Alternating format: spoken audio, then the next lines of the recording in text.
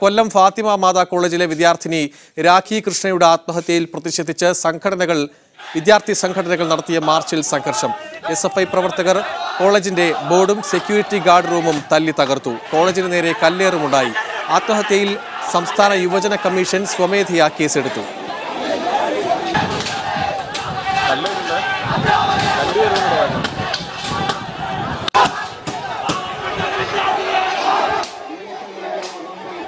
കൂടുതൽ വിശദാംശങ്ങൾ സനൂപ് ശശിധരൻ നൽകും. സനൂപ്, ഇപ്പോഴും പ്രതിഷേധം തുടരുകയാണോ? എന്തൊക്കെ അക്രമ സംഭവങ്ങളാണ് ഉണ്ടായത്? പ്രതിഷേധങ്ങളെല്ലാം തന്നെ അവസാനിച്ചിരിക്കുന്നു. വിവിധ വിദ്യാർത്ഥി സംഘടനകളുടെ നേതൃത്വത്തിലാണ് ഇന്ന് പ്രതിഷേധ മാർച്ചുകൾ നടത്തുന്നത്.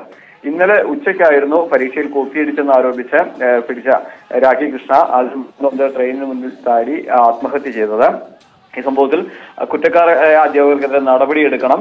സ്വയംഭരണാവകാശത്തിന്റെ മറവിൽ കോളേജിൽ നടത്തുന്ന അതിക്രമങ്ങൾ സംബന്ധിച്ച് അന്വേഷണം നടത്തണമെന്നീ ആവശ്യങ്ങൾ ഉന്നയിച്ചുകൊണ്ടായിരുന്നു വിദ്യാർത്ഥി സംഘടന നേതൃത്വത്തിൽ മാർച്ച് നടത്തിയത്. KSUവിന്റെ മാർച്ചിനിടെ പോലീസുമായി ഒന്നും തള്ളും ഉണ്ടായി. അതിനുശേഷമാണ് ASFന്റെ മാർച്ച് വരിക. ASF പ്രവർത്തകർ കോളേജിനകത്ത് കയറുകയും ചെയ്തു. ഇവരെ പോലീസ് അറസ്റ്റ് ചെയ്തു നീക്കി. പിന്നാലെ വന്ന SFI പ്രവർത്തകരാണ് കോളേജിന്റെ പ്രധാന കവാടത്തിലുള്ള നെയിം ബോർഡ് തല്ലി തകർത്തു. ഒപ്പം തന്നെ സെക്യൂരിറ്റി ഓഫീസും തല്ലി തകർക്കുകയുണ്ടായി. വ്യാപകമായ കല്ലേറും കോളേജിനകത്തേക്ക് ഉണ്ടായി. പിന്നീട് സമരങ്ങളെല്ലാം തന്നെ അവസാനിക്കുകയായിരുന്നു. സംഭവത്തിൽ പ്രതിഷേധിച്ച് നാളെ വിദ്യാഭ്യാസ ബന്ദിന് KSUവും AISFും ആഹ്വാനം ചെയ്തിട്ടുണ്ട്. കൊല്ലം ഫാത്തിമ മാതാ കോളേജിലെ വിദ്യാർത്ഥിനി രാഖി കൃഷ്ണയുടെ ആത്മഹത്യയിൽ പ്രതിഷേധിച്ചുകൊണ്ട് വിദ്യാർത്ഥി സംഘടനകൾ നടത്തിയ മാർച്ചിൽ സംഘർഷമുണ്ടായിരിക്കുന്നു. ഇന്നലെയാണ് രാഖി കൃഷ്ണ ആത്മഹത്യ ചെയ്തത്. SFI പ്രവർത്തകർ കോളേജിന്റെ ബോർഡും സെക്യൂരിറ്റി ഗാർഡ് റൂമും തല്ലി തകർത്തിരിക്കുന്നു. കല്ലേറുമുണ്ടായിട്ടുണ്ട്.